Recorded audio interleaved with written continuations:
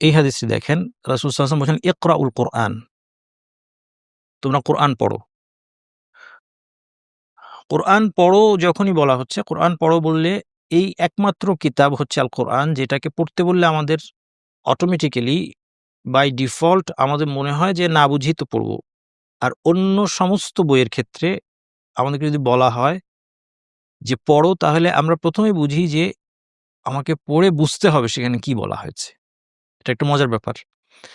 যদিও আল কোরআন না বুঝলেও তিলাওয়াতের সওয়াব আছে। আল্লাহ সুবহানাহু ওয়া তাআলা আল কোরআনের শুধু তিলাওয়াতের উপরেও, অর্থাৎ না বুঝে তিলাওয়াতের উপরেও সওয়াব দিয়ে দিয়েছেন। কিন্তু যখন রাসূলুল্লাহ সাল্লাল্লাহু আলাইহি ওয়াসাল্লাম বলছেন তোমরা কোরআন পড়ো, তখন আমাদের ১ম এই এটা বুঝার কথা ছিল না যে আমি শুধু অক্ষরগুলো পড়বো, অর্থ বুঝবো না। অর্থ বোঝা এবং জানার জন্যই আল্লাহ সুবহানাহু ওয়া তাআলা কোরআনও নাজিল করেছেন। শুধু না বুঝে পড়াটা এখানে উদ্দেশ্য না। ফাইন্নাহু ইয়াতি ইয়াউমাল কিয়ামাতি শাফিআন লিআসহাবিহি। এই বিষয়টা আরো স্পষ্ট হয় পরের অংশে, যে কোরআন পড়ো, কারণ কিয়ামতের দিন কোরআন এর আসহাব যারা, এর সঙ্গী সাথীদের জন্য শাফায়াতকারী হিসেবে আসবে। আর সাহিবুল কোরআন হচ্ছে যে কোরআন তেলাওয়াত, কোরআন চর্চা, এর অর্থ জানা, এর আমল, এই সবকিছুর দ্বারা কোরআনের সাথে লেগে থাকে। সেই হচ্ছে সাহিবুল কোরআন। তাহলে কোরআন পড়া মানেই হচ্ছে কোরআন বোঝা, আমল করা। কোরআনের বিশ্বাসকে অন্তরে ধারণ করা।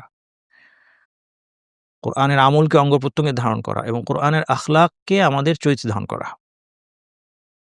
আনাস রাদিয়াল্লাহু আনহু তিনি বলছেন, কানা আর-রাজুলু ইযা ক্বারা আল-বাকারাতা ওয়া আলা ইমরান জাদ্দা ফিনা। আমাদের মধ্যে কেউ যখন বাকারা এবং আলে ইমরান পড়তেন, আমাদের মধ্যে তার মর্যাদা বেড়ে যেত। এখানেও একটা জিনিস লক্ষণীয় যে সাহাবীদের কেউ একটা সূরা পড়েছেন, কথার মানে কি? যদি বলা হয় যে একজন সাহাবী তিনি সূরা আল বাকারা পড়েছেন, তাহলে তাদের কাছে এর অর্থ ছিল তিনি এই সূরাটা মুখস্থ করেছেন, এর অর্থ বুঝেছেন, এর মধ্যে যে সমস্ত আহকাম আছে সেই হুকুম আহকামগুলো তিনি শিখেছেন, আয়ত্ত করেছেন। এই সবকিছু মিলে বোঝানো হতো কারা আল বাকারা, তিনি বাকারা পড়েছেন।